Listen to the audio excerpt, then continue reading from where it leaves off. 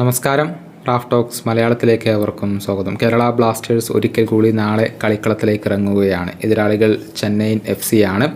നാളെ കൊച്ചിയിൽ വെച്ചുകൊണ്ടാണ് ഈ മത്സരം നടക്കുക. ബ്ലാസ്റ്റേഴ്സിനെ സംബന്ധിച്ചിടത്തോളം ഒരു വിജയം നിർബന്ധമായ ഒരു സാഹചര്യമാണ് ഇത്.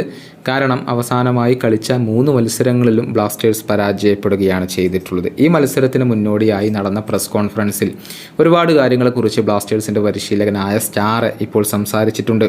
അതായത് വളരെയധികം സഹകരിച്ചുകൊണ്ട് ഒരു സ്ട്രോങ് ആയ ടീം എന്ന നിലയിൽ നിലകൊള്ളേണ്ടതുണ്ട് എന്നും നമ്മുടേതായ ലക്ഷ്യങ്ങളെ ഡിഫെൻഡ് ചെയ്യേണ്ടതുണ്ട് എന്നുമാണ് അദ്ദേഹം പറഞ്ഞിട്ടുള്ളത്.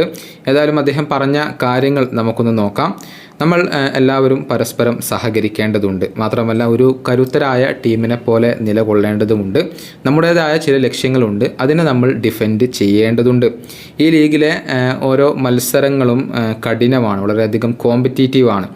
നിലവിൽ കാര്യങ്ങൾ നമുക്കറിയാം, നമ്മുടെ പെർഫോമൻസിലാണ് നമ്മൾ ഏറ്റവും കൂടുതൽ ശ്രദ്ധ ചെലുത്തേണ്ടത്. എതിരാളികൾ വളരെ കരുത്തരാണ്, അക്കാര്യം ഞങ്ങൾക്കറിയാം. വളരെയധികം മികച്ച ഒരു പരിശീലകരും ഒരു ഡിമാൻഡിങ് സ്റ്റൈലും അവർക്കുണ്ട്. അത് ഞങ്ങളുടേതിന് സമാനമാണ്.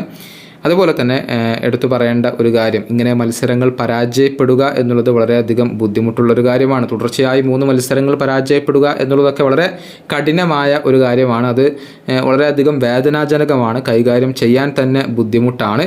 പക്ഷേ നിലവിലെ ടീമിനകത്തെ ആ ഒരു മൂഡ് അത് വളരെയധികം നല്ല രീതിയിലാണ് ഇപ്പോൾ ഉള്ളത്. ഞങ്ങൾ മുന്നോട്ടുള്ള യാത്രയിലാണ് ഏറ്റവും കൂടുതൽ ഫോക്കസ് നൽകിയിരിക്കുന്നത്. ഒരു ടീം എന്ന നിലയിൽ മികച്ച പ്രകടനം നടത്താനായിരിക്കും അടുത്ത മത്സരത്തിൽ ഞങ്ങൾ ശ്രമിക്കുക. ഇതാണ് കേരള ബ്ലാസ്റ്റേഴ്സിൻ്റെ പരിശീലകൻ പറഞ്ഞിട്ടുള്ളത്.